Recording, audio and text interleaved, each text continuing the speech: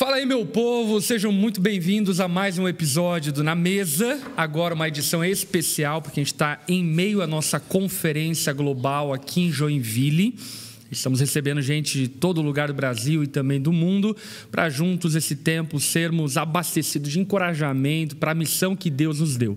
E além, obviamente, dos irmãos da nossa igreja e assim por diante, tem recebido diversos amigos para cooperarem e nos ajudarem nesse tempo. E hoje a gente vai ter a oportunidade de bater o papo com uma pessoa extremamente admirável, ao qual eu tenho muito respeito e admiração, inclusive lidera um movimento, uma rede ao qual eu faço parte, por consequência a Onda Dura faz parte também, que é o GKPN. Eu quero dar as boas-vindas aqui ao meu amigo Elias Dantas, seja muito bem-vindo.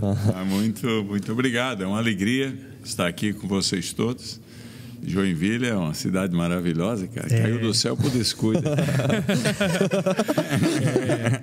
Que alegria. Estamos aqui na luta. É isso. E aí estamos com o nosso querido Gustavo Kuiper, que vocês já conhecem, o nosso luterinho, e também o nosso querido Bibo. Eu tô aqui, eu sou, então, se ele é luterinho, quem que eu sou, hein, cara? Olha, eu sou vou dizer. Não, melhor não. Tô mais pra cerveja ultimamente aí. Prazer conhecê-lo. Muito legal ouvir aqui as histórias. Infelizmente, vocês perderam um podcast que não foi gravado. Que ficou offline. Exatamente, mas muito bom estar aqui e muito bom estar na mesa. Tamo together, é nóis. Bom demais. Então vamos lá, vamos direto ao ponto. Roda a vinheta porque está começando mais um Na Mesa.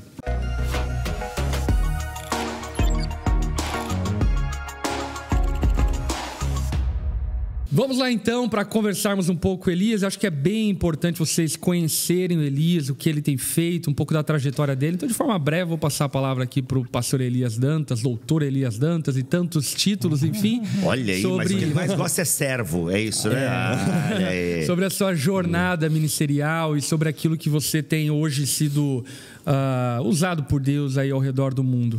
Conta aí para o povo quem é o pastor Elias Dantas. Amigo seu. Pronto, aí. Eu sou, evidentemente, brasileiro, nordestino. Nasci lá e me desenvolvi de adolescente na região de Campinas. Atibaia, Campinas, ali, Mogi Guaçu. Pastor. Diga-se de passagem, um amigo meu compartilhou que você batizou a família toda dele lá em Mogi Guaçu. Não, você pastoreava. Olha aí, cara. De vez em quando acontece isso. De vez em quando tu batiza umas pessoas por aí. Olha aí, interessante. Vai, tu traz até o cachorro, o gato. É a oiquia do Novo Testamento. Vem todo mundo junto. Olha aí. Sentiu uma defesa do batismo infantil aí. Não era o grande reformador que dizia que não tem nada no universo, nem nenhum centímetro nesse planeta que Jesus não seja Senhor de todos, até o animalzinho. Verdade. Olha aí. Um abraço para o senhor Kuiper. Aliás, é o Kuiper aí, ó. Abraham Kuiper. Exatamente. Muito bom. Holandês. Grande primeiro-ministro. Mas, de qualquer maneira, a gente trabalhou no Brasil muito tempo e fui estudar, dando aula em seminário, dei aula para o seu pai. E aí nós fomos estudar no exterior e ali ficamos. Voltei ao Brasil, mas eventualmente terminamos indo plantar a igreja do zero no Canadá. No Canadá? No Canadá. Nossa, porque lá eu ouço falar que é um lugar bem complicado, assim, né? Igreja e plantação de igreja. Como é que é? É nada. Olha aí. Eu gosto de conversar com pessoas otimistas. Não existe lugar duro, existe obreiro mole. Toma essa lapada. Que isso, rapaz. Um abraço ao pessoal que falou que é difícil. E você misturar, penetrar. Mas, assim, porque, por exemplo, assim, eu também já ouvi comentários de amigos meus em relação à cultura francesa, por exemplo, né? Que às vezes é difícil, é como se a cultura, o evangelho não conseguisse penetrar na cultura, porque a cultura francesa as pessoas, é como não são gentis e não pedem perdão e todo mundo dono da razão, gosta de uma movimentação, de uma passeata, de uma manifestação. E isso até mesmo no próprio membro da igreja, assim, vê uma dificuldade. Mano, isso não é um comportamento de um cristão, assim. Mas está crescendo muito a igreja no Canadá. Olha só. Ela está diminuindo. Que lá o pessoal que é meio frio e tal, né? Ela diminui hoje. É um fenômeno na Europa inteira e onde tem, evidentemente, grandes conexões com a Europa, como é o caso do Canadá.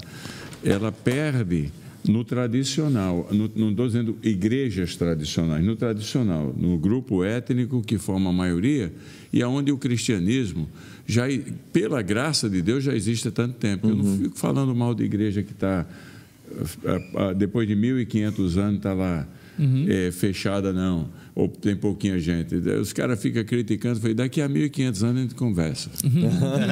Vai estar, então, ela vai estar lá, ela mantém a história, a perenidade, pelo menos está lá. Mas, de qualquer maneira, o entusiasmo desapareceu. Mas a igreja é igreja. Sim. Quando você proíbe ou atrapalha a pregação da palavra, Jesus se manifesta, ele é o verbo encarnado. E aí ele vai trazendo o mundo. O Canadá hoje é o primeiro país do mundo com 51% da população nascida fora do país. E desses 51%, os caras falam, está cheio de muçulmano, não, mas está cheio de cristão também.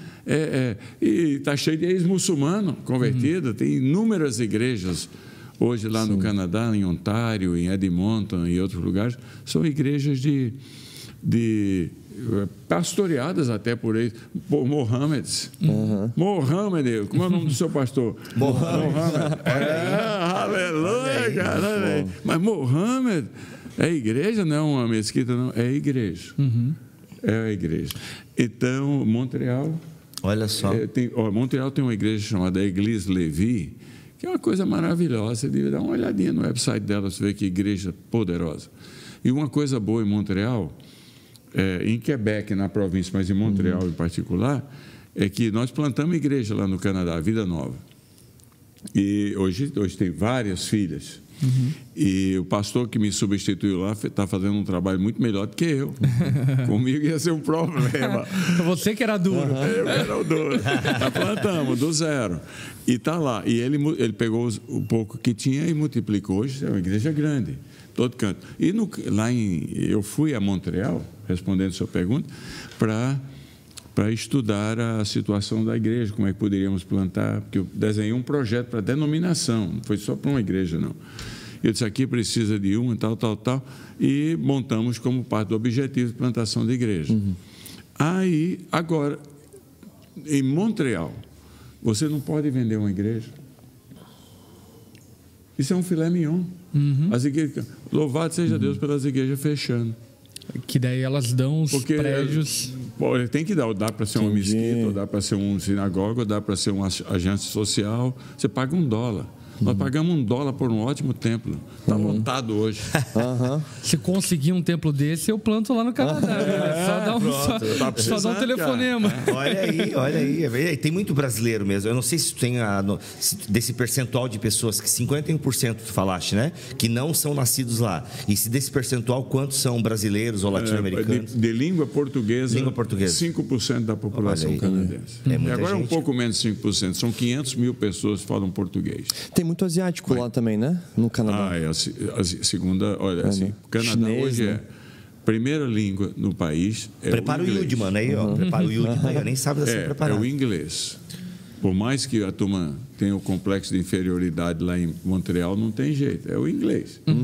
Porque, agora, oficialmente é um país bilíngue, então... Todo mundo fala inglês e francês, é obrigatório. Sim. Mas a língua do coração, aquela que você entende mais fácil as coisas, não que você se comunica, para a maioria da população é inglês. Depois você tem o francês. Depois você tem o chinês. Depois você tem o árabe. Aí vem o espanhol? O urdu. O que é isso, urdu? É o indiano. Nossa, mano. Tem muito indiano. Eu nunca parei para pensar que a Índia tem um dia. Eu nunca nem sabia qual era. É que eu só ouço indiano falando inglês. I need to talk to you. Mas eles falam inglês, mas a língua do... Porque esses grupos todos têm a língua da sobrevivência e a língua do coração, como nós. Então, e aí vem o italiano e o português. Olha só, italiano. É muito italiano, cara. Tu não falaste espanhol nessa lista aí? Porque o espanhol no Canadá...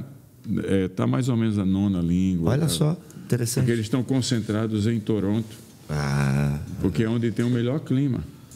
Só chega a 30 abaixo de zero.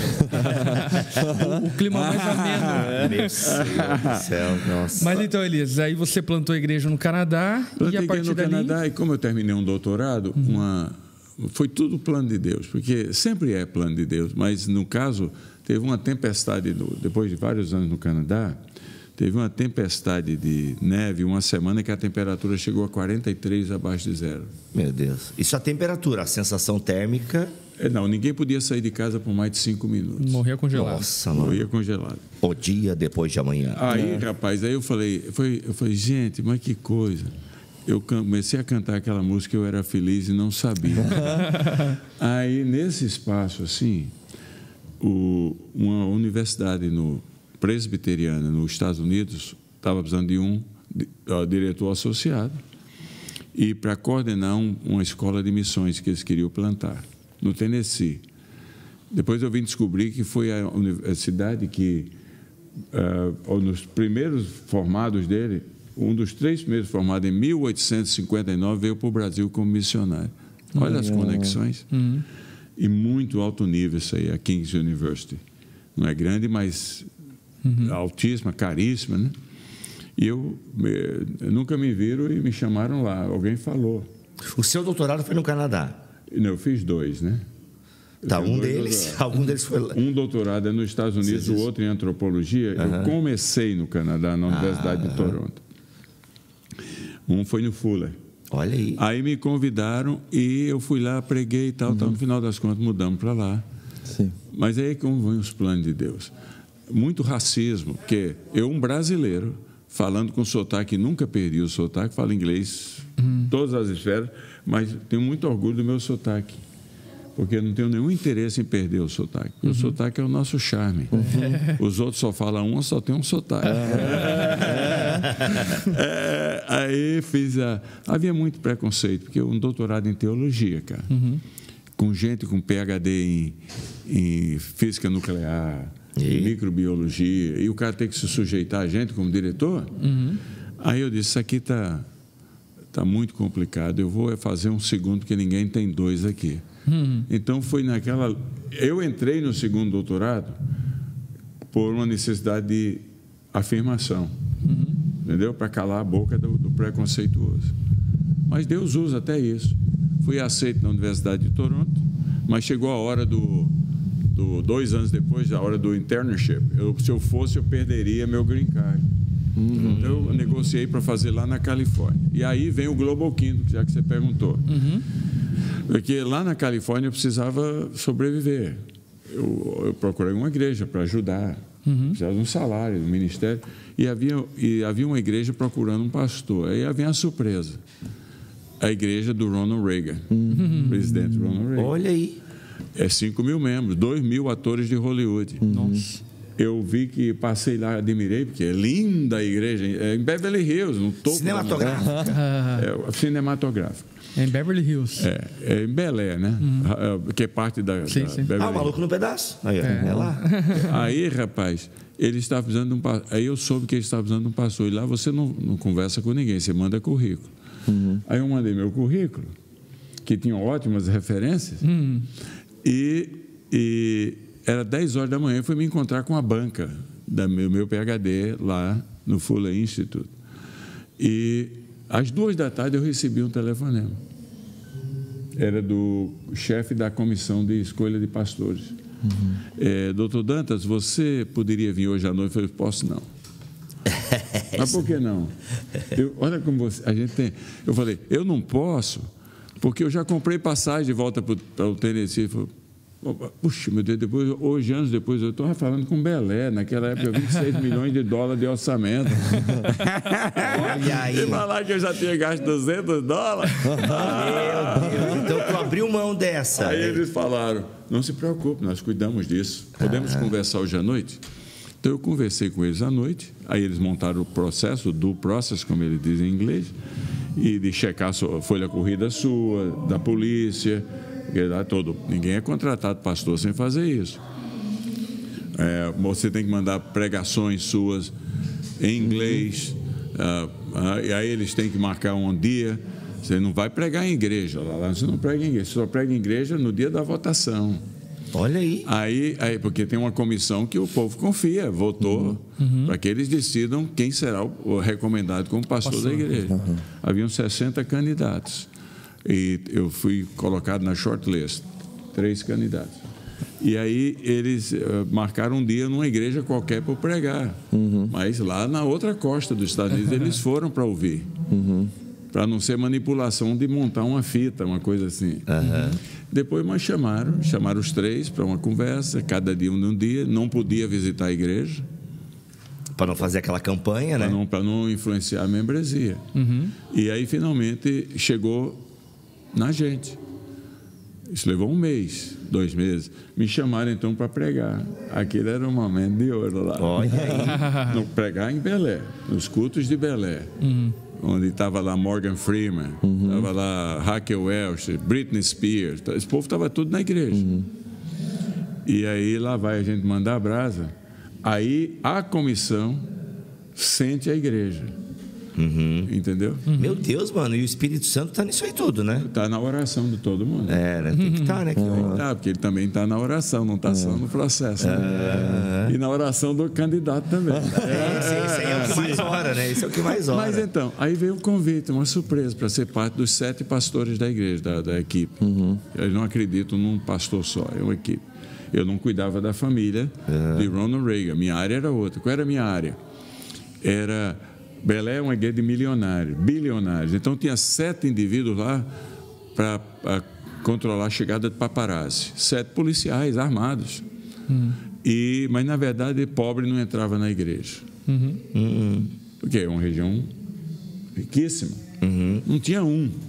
Aí eles falaram, nós precisamos nos tornar amigos da cidade. Caraca, que legal.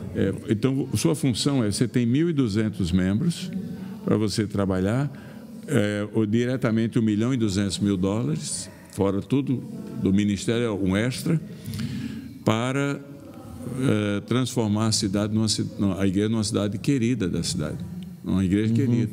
Eu falei, tá bom, eu vou fazer isso aí. Aí, o que é que fizemos? Fizemos o relacionamento com o Los Angeles Lakers, que o dono da arena do Los Angeles Lakers era membro da igreja, Mr. Schwartz. Aí montamos 40 projetos com os jogadores da NBA, para servir, envolvendo 1.200 milionários servindo os pobres da cidade.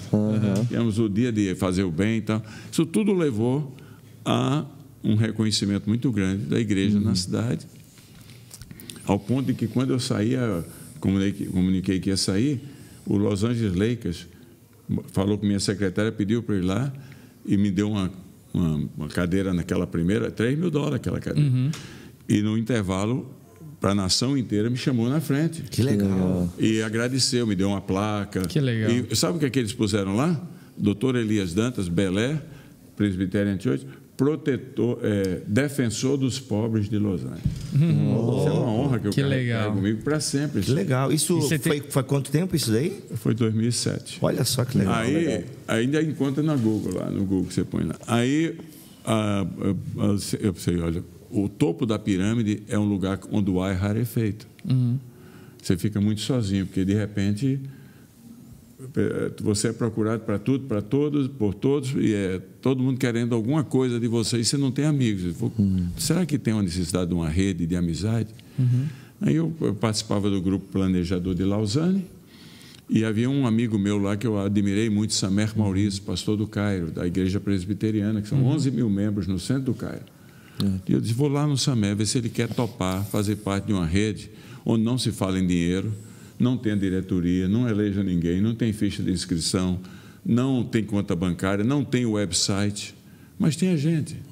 Para ser amigo um do outro, gente de integridade, aprender um com o outro, gostar um do outro, que não seja necessariamente sua própria cor, denominação, e que trabalhemos juntos para a expansão do reino de Deus. Eu cheguei lá e ele falou, eu meço meu dia em segundos. Ele prega para 5 milhões de pessoas todos os domingos. Não é fácil. Samuel Maurício é um herói. E uma igreja daquela não batiza muçulmano toda semana, ex-muçulmano. E Mas eu vou arrumar tempo. Levou 3 anos para os primeiros 15. Porque eu ia conversar com colegas de grande integridade, todos fora dos Estados Unidos, porque americano gosta de dominar as coisas.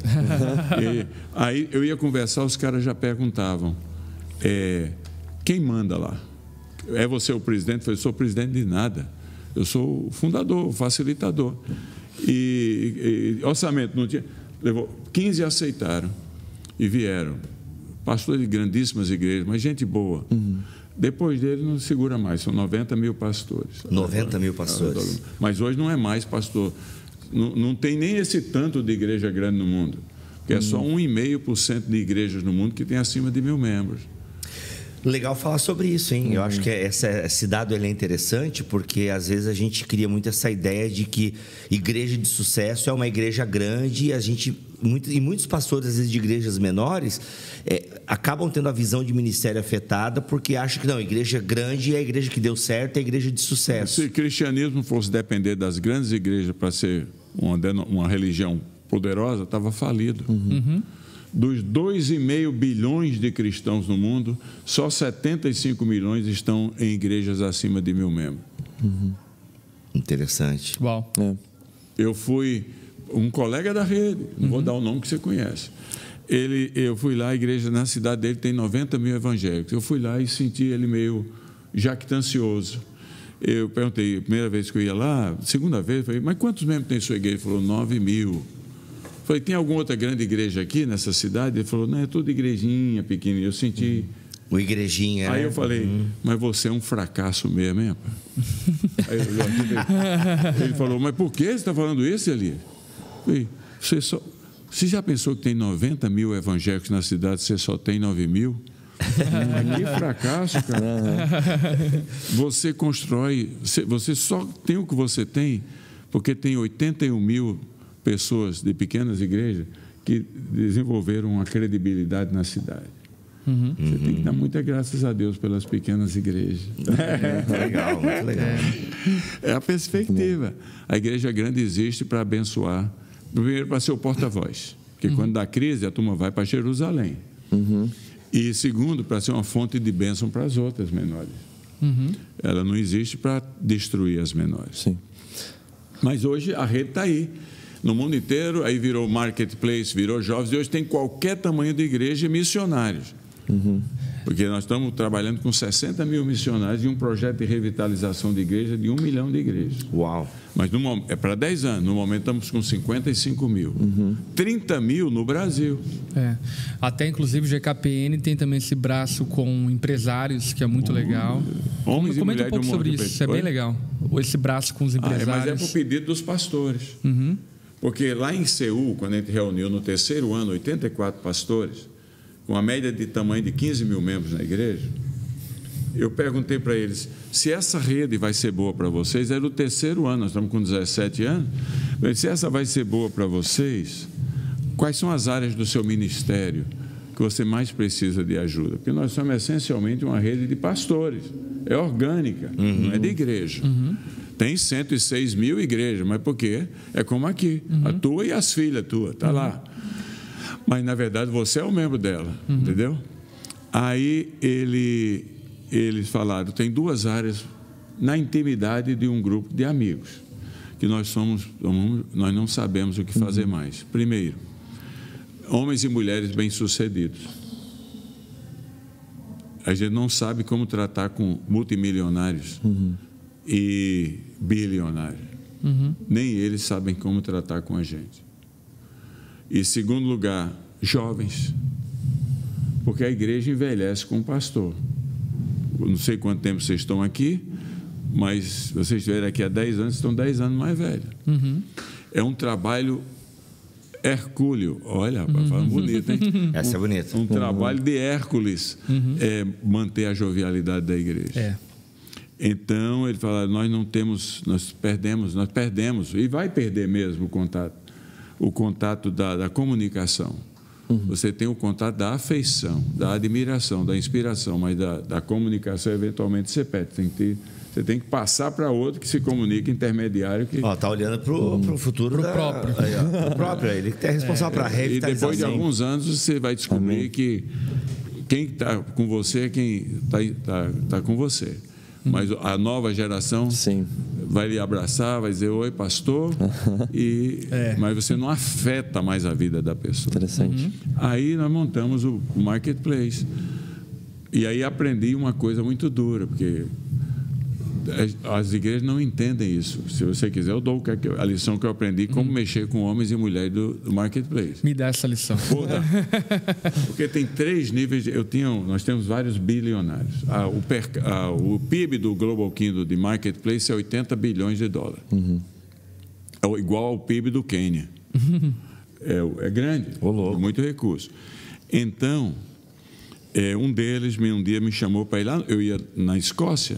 Ele pediu para eu parar na Inglaterra para ter um café com ele, um bilionário. Eu estou indo para a Inglaterra, o senhor me apresenta, me manda o WhatsApp ali, eu adoraria apresentar meu projeto para ele. Mas um cara maravilhoso, maravilhoso. Ele tem um comprometimento, a paixão dele é alcançar 1 bilhão de pessoas via high-tech, com o Evangelho. Ele está nesse nível de inteligência artificial, está em tudo, é top. Que ele criou Ele é da Inglaterra? É. Não é ele que está patrocinando o Christian Vision? O Glorify no Brasil? Porque o Glorify é um projeto de leitura bíblica e devocional diário, etc., que eu sei que veio o dinheiro da Inglaterra. É o Christian Vision, é a organização dele, a fundação. Que legal. Depois de 400 eu participei do Glorify lá. aqui no Brasil. Mas o Christian Vision acho que é diferente. Eu conheci o pessoal do Christian Vision aqui, que tem o YouVersion? Não é YouVersion. Não, porque essa daí é do... Eles têm o Christian Vision tem um negócio... He is. Mas isso aí é uma fração. Eles estão em quase 100 países do mundo. É uma coisa gigantesca. É gigantesca. Bom, bem, aí ele me levou lá para tomar um café com ele. Você acha que eu ia dizer não? Já que eu ia para a Escócia, eu parei em Londres. Fomos tomar café. Ele falou, você me quer nessa rede? Agora, um cara membro da Casa de Lordes, com um patrimônio pessoal de 1,5 bilhão de libras, 2 bilhões de dólares, com um comprometimento para alcançar o mundo com o Evangelho, de grande integridade, você vai dizer não? Eu falei, Lord Edminster, é claro que eu quero o senhor nessa rede. Eu falei, então para de falar de projeto. Eu já dou 50 milhões de dólares por ano para projeto. Dou o dado, eu não preciso dar mais. Então me diga, o que é que o senhor precisa? Eu preciso de amigos. No mesmo nível meu.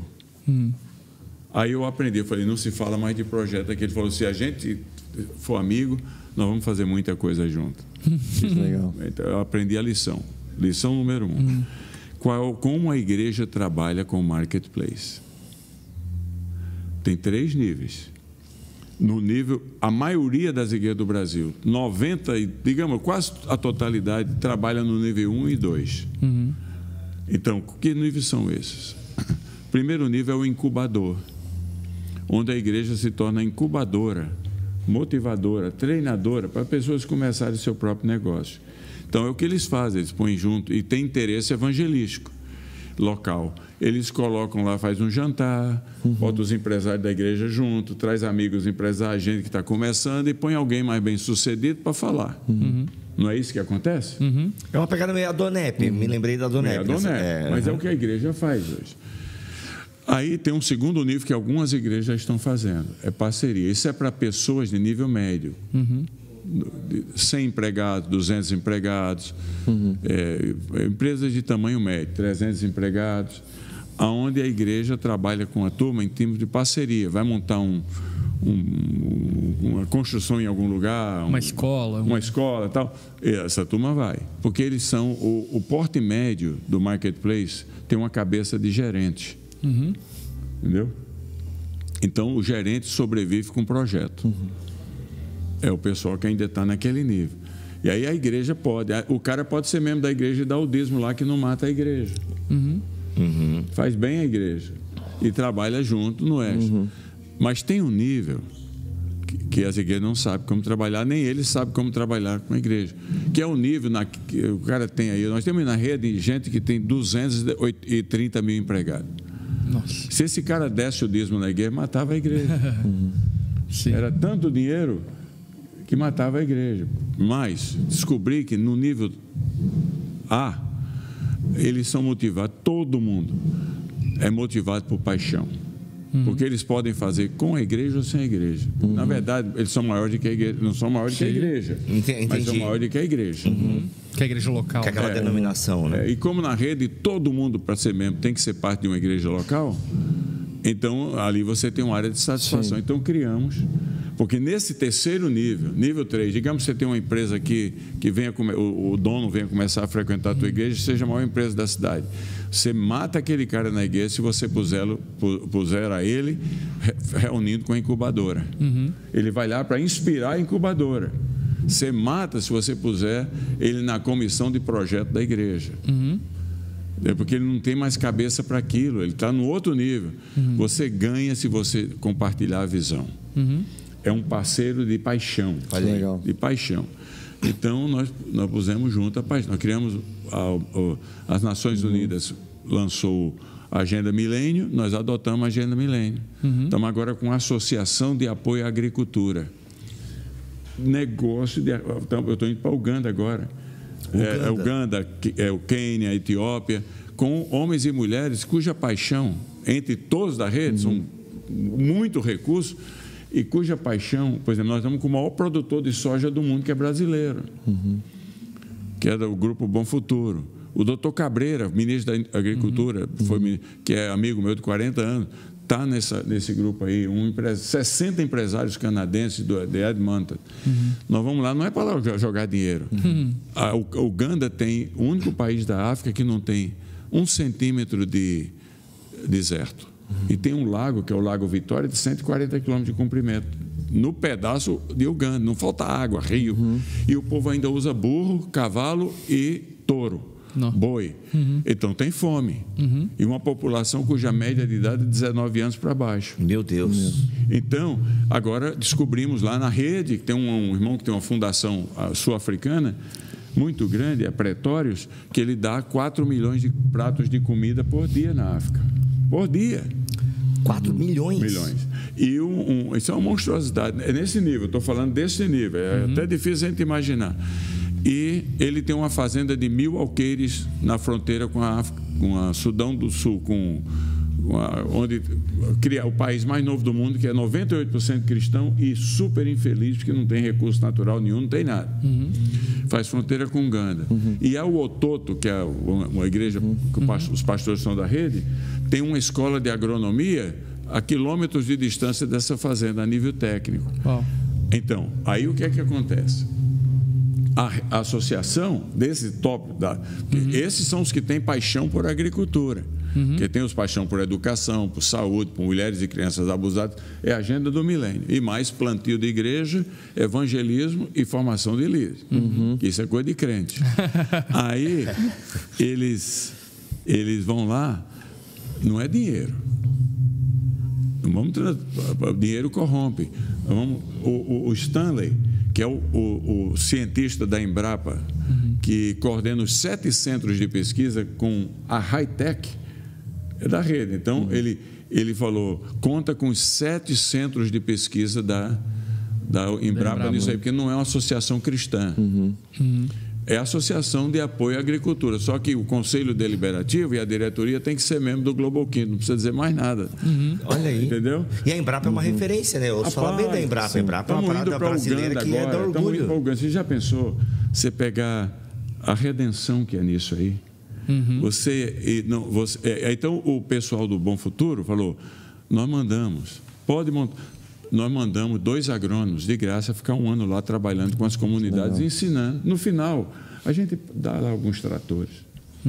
Porque a Bom Futuro tem um aeroporto particular e 50 aviões. É a maior produtora de soja do mundo. Aí ele dá 50 tratores, é uma esmola. Entendeu? Mas o mais importante não é o trator. É a educação. É a cultura. É a transferência de tecnologia. A Etiópia, nós vamos lá na Etiópia, o norte da Etiópia tem 105 milhões de habitantes. O norte da Etiópia é terra boa, 1.500 metros de altura, é onde está o cristianismo desde o etíope que se converteu. O sul é semideserto, é agreste nordestino, que é ótimo para agricultura, para fruta, como Pernambuco, etc. Mas é uma miséria, eu vou lá. tudo, maioria muçulmana, muito difícil para cristianismo no sul lá. Mas um irmão da rede já criou o banco, botou $10 milhões, criou um banco de desenvolvimento agrícola lá, para ajudar. E nós vamos com a nossa equipe, com os centros de pesquisa da Embrapa, com os irmãos do reino, né, que tem a paixão por isso, vamos lá, vamos ensinar aquelas comunidades muçulmanas como é que deixa o boi e mecaniza as coisas para produzir, porque a fome é grande. São 40 milhões de pessoas. Aí, o que acontece? No domingo, a equipe pergunta para o chefe da vila lá. Eu conheço as vilas lá. Abre poço, faz tudo, mas aí pergunta para o chefe da vila: tem alguma igreja por aqui? Igreja? Não, aqui nós somos muçulmanos. Mas por quê?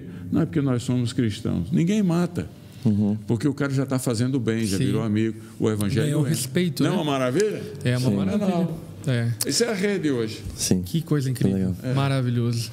E Elias, deixa eu agora ir para um outro tópico, que é plantação de igreja. Como que você tem notado o processo de expansão, a responsabilidade brasileira em relação a envio de obreiros, a investimento na plantação de igrejas? Como que você tem notado isso e de que maneira a igreja ela pode ser mais eficaz na plantação de igreja?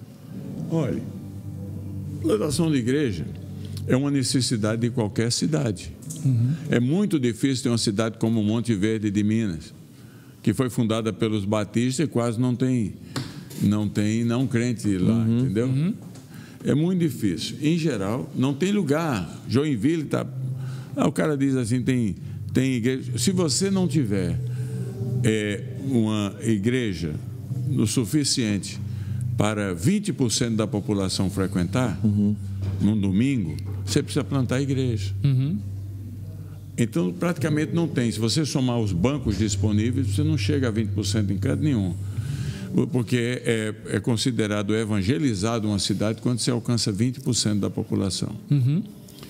Então, hoje em dia, frequentadores regulares, que significa que você tem que ter 30% da cidade frequente, porque 10%, um terço não vem nos domingos. Então, não tem que plantar a igreja para todo canto, porque a igreja nova, ela traz uma vitalidade que a igreja mais antiga vai perdendo. A questão é como plantar, porque hoje em dia está muito caro. Então, tem que voltar um modelo mais do Novo Testamento.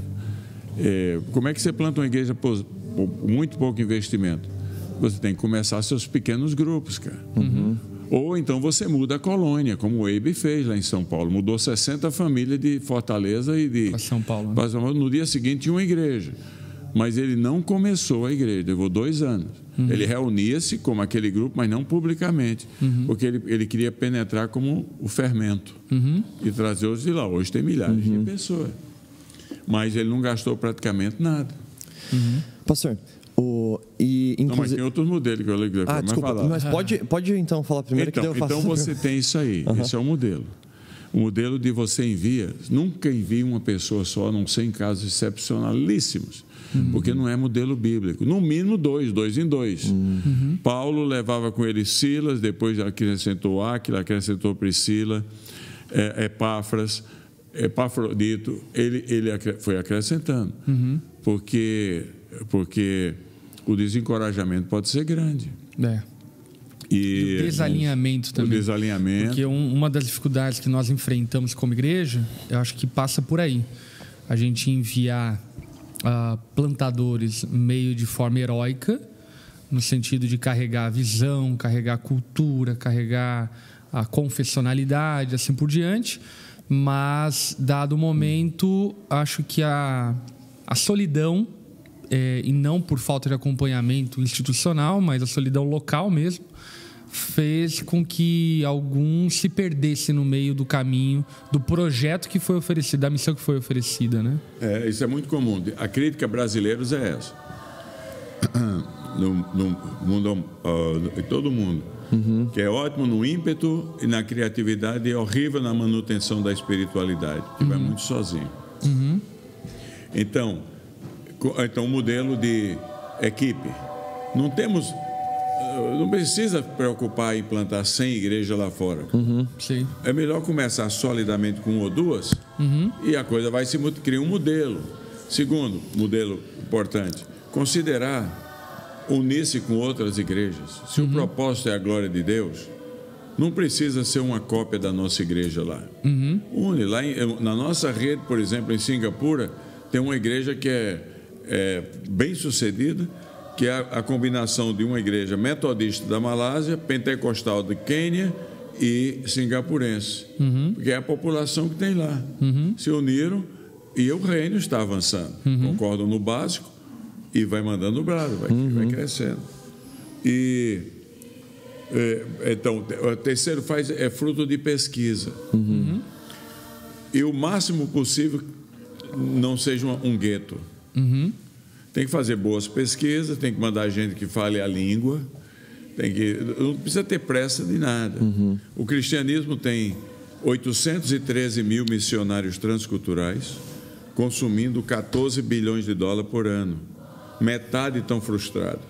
Mas é um exército que nós não podemos prescindir dele, porque já estudou, já preparou, já tem chamado, já tem salário, já foi enviado, já está deployed no campo. E o que então é amargurado, porque foram mandados sozinho. Sozinho é barra. Manda a equipe, que a equipe se completa, uma equipe bem estudada. Quais os dons encaixam-se para... O que é que precisa ter numa igreja? Alguém responsável por música, alguém responsável por crianças e adolescentes, outro por jovens, idosos, e um administrador do patrimônio e um pregador. Manda 6, em vez de querer plantar 6 igrejas. Porque você já tem um embrião ali para... funcionar a igreja, debaixo do comando de alguém. Tu falou a palavra, tu citou idosos, né? Como é que tu enxerga o trabalho com idosos hoje em relação nessas redes de igreja? Porque às vezes o idoso não parece ser uma preocupação quando a gente fala em plantação de igreja ou até revitalização de igreja. Aliás, revitalização às vezes até sim, né? Mas parece que o idoso, essa teologia geriátrica é meio... Olha, a Bíblia tem... A igreja tem que ser multigeracional. Porque cada um tem sua função. Eu estou escrevendo um livro agora sobre igreja multigeracional e estou usando o modelo da família patriarcal na Bíblia: Abraão, Isaac, Jacó e José. E comparando com o texto de 1 Coríntios capítulo 6, que diz assim: não se acha entre vós ladrões, roubadores, afeminados, maledicentes, etc. Tais foram alguns de vós, mas vos lavaste, transformaste, justificados no sangue do Cordeiro. Então, as duas coisas juntas. Qual é a função do velho na igreja? Todo mundo tem a obrigação e o privilégio de fazer discípulo, não independe, enquanto estiver vivo, essa é a nossa chamada missionária. Mas na igreja, que existe um negócio chamado igreja dentro dos muros e igreja fora dos muros. A igreja dentro dos muros é o paraíso, é a tradição, é a ilha de tranquilidade e perenidade. Porque o mundo é muito convulsivo. Se a igreja não tiver, o povo que vem de fora não tiver a igreja intramuro, vira um grupo de louco. Tem que fazer tudo novo todos os domingos. É uma coisa terrível. Quem é o cara chave na igreja intramuro? É o Abraão, cara, o velho. Porque ele não é o dominador, mas ele representa a tradição da igreja. Ele é aquele que já passou por muitas coisas que os que estão fora do muro vão passar. Muito bom. Ele é aquele que pode dizer para os outros lá: aqui a gente não está aventurando, a gente veio para ficar. É o preservador da fé. Aí o segundo é o Isaac. Então Abraão é a turma de 65 anos para diante. Não dá muito dinheiro porque vive de renda fixa. INSS, que é INSS? É nada. Aí Isaac é o cara fundamental de ligação. Tem 30 a 65 anos de idade. Na Bíblia, se for ler o livro de Gênesis, Isaac está sempre provê recursos para um, para outro. A esposa manda buscar a esposa para o filho, vai fazendo aquelas coisas todas. Manda o filho procurar a esposa, vai mandando, é o provedor. Isaac é o cara que está em ascensão. Tem que manter as duas antenas, a antena de dentro do muro e a de fora do muro. Ele pertence ao pai dele que está ali, mas ele pertence do lado de fora, onde está o filho dele. E a empresa dele, para sobreviver, tem que estar no topo das inovações, senão morre. E é o cara que dá dinheiro na igreja porque está produzindo. Ele é fundamental na manutenção da visão e da propagação. Aí vem Jacó. Jacó é o jovem. Nenhum lugar na Bíblia, do livro de Gênesis, capítulo 32 a 35, você encontra Jacó sem ele estar brigando. Ele briga com o pai dele, ele briga com o irmão dele, ele briga com o sogro dele, ele briga com os servos dele, ele briga com Deus. Em Jaboque, ele está sempre brigando, porque a vitalidade está ali, mas ele está sempre fora do muro. Ele está sempre fora da casa. Entendeu? Sempre batalhando. É a mocidade. Ela não tem a experiência de dentro do muro, mas ela tem a vitalidade, e é de lá que vem os ex, que a igreja tem que ser uma comunidade de ex também. Boa. Um pedaço da igreja tem que ser ex, um pedaço não. Tem que ser os filhos dos crentes que vêm, que nunca precisaram comer bolota de porco. Boa. E aí, dentre os filhos de Isaac e Jacó, você tem o José. Quem é o José? Jovem, bem jovem. É o missionário transcultural, que não tem bagagem. O cara é levado de dentro de um buraco para o Egito. Ele não deixou filho para trás, não deixou fazenda, não tem deixou nada. Está livre. E foi a bênção, e depois abençoou o seu pai.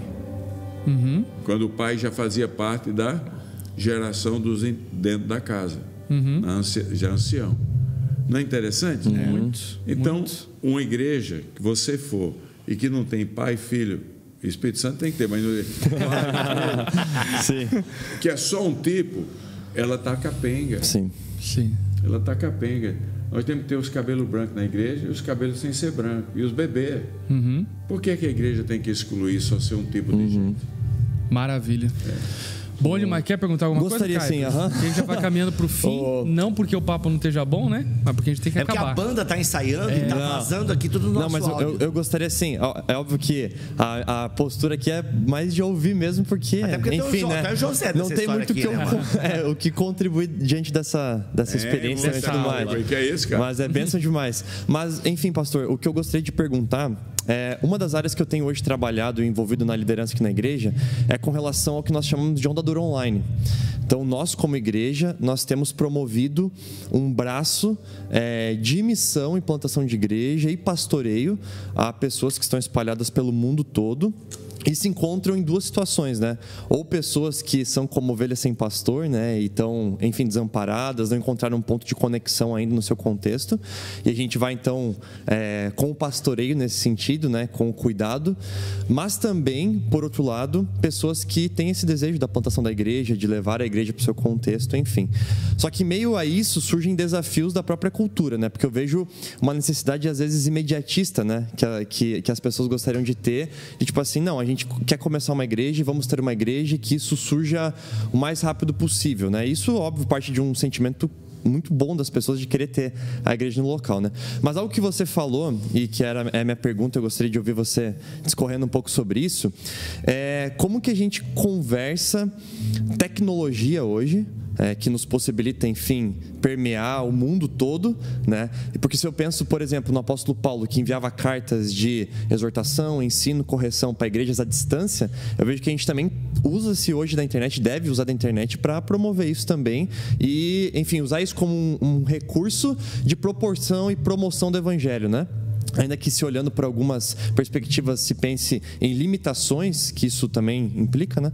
Essa comunicação, mas eu vejo muito mais como possibilidades que isso expande do pastoreio global, né? Mas aí, olhando para as pessoas que estão em cada um dos seus contextos, né?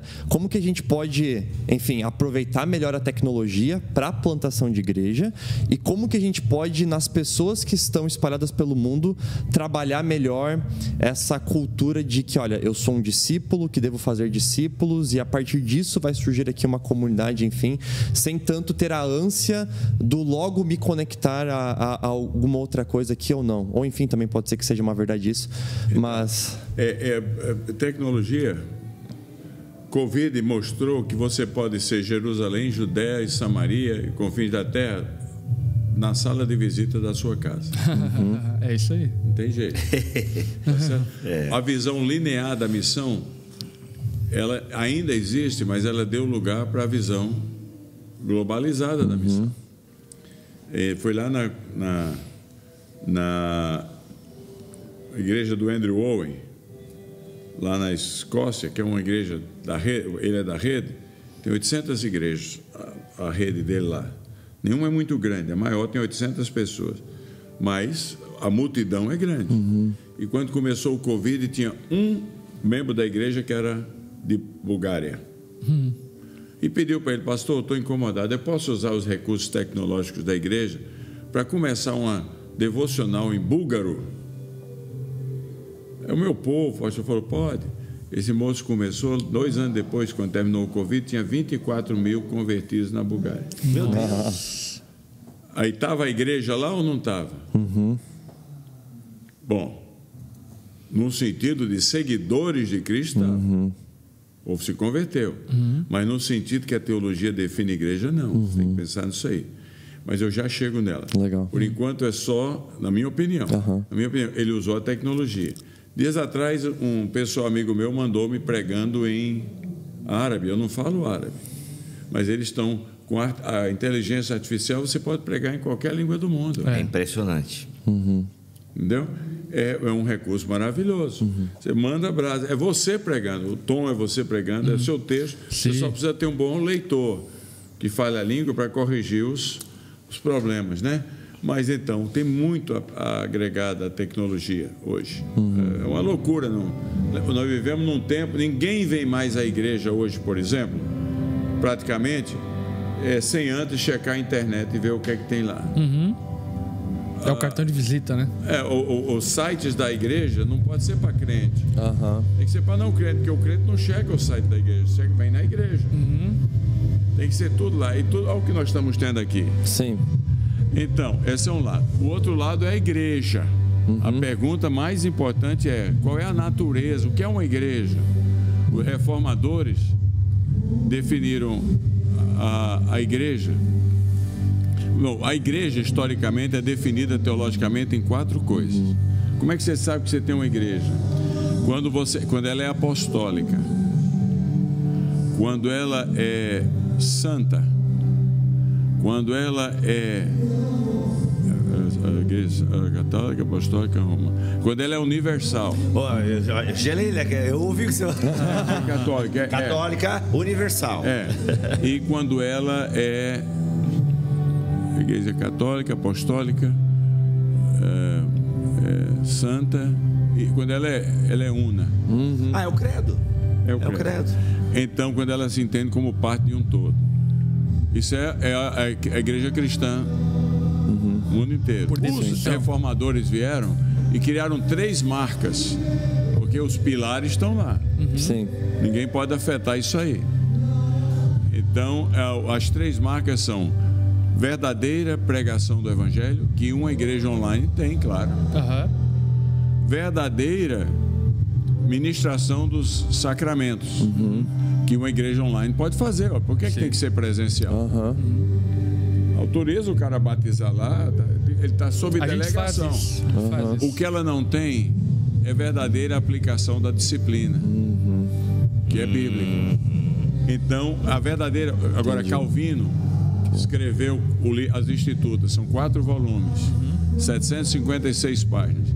A última volume é chamado o volume da vida cristã.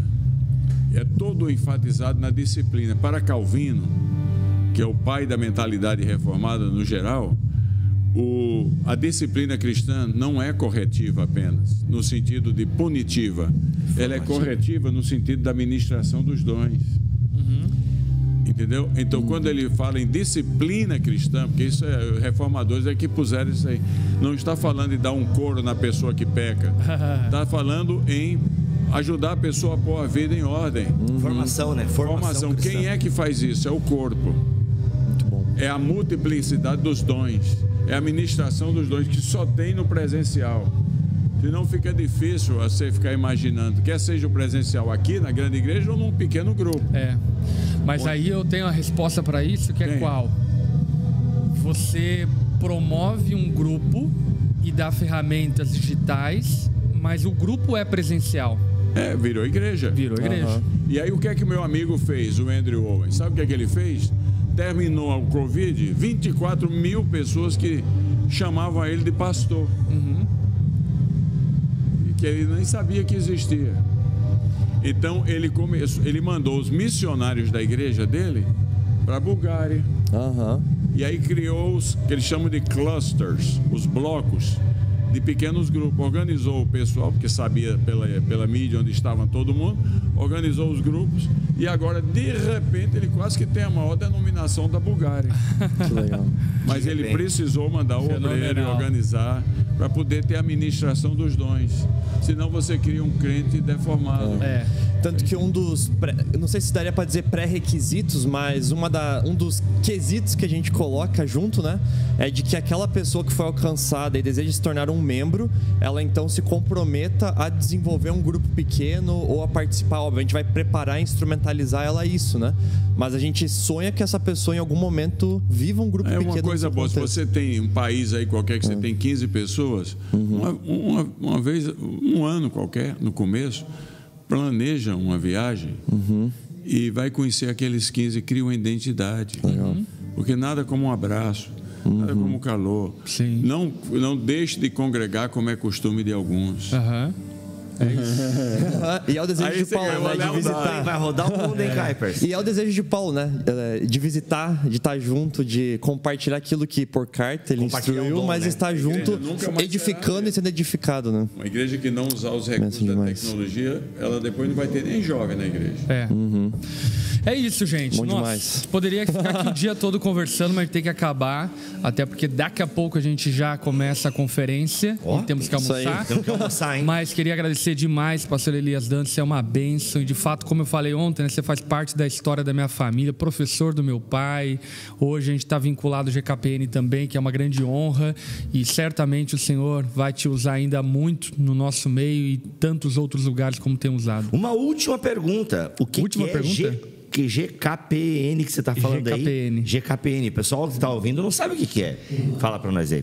GKPN é uma rede de amigos, parceiros do Reino de Deus. É o Global Kingdom Partnerships Network. Olha, é bonito.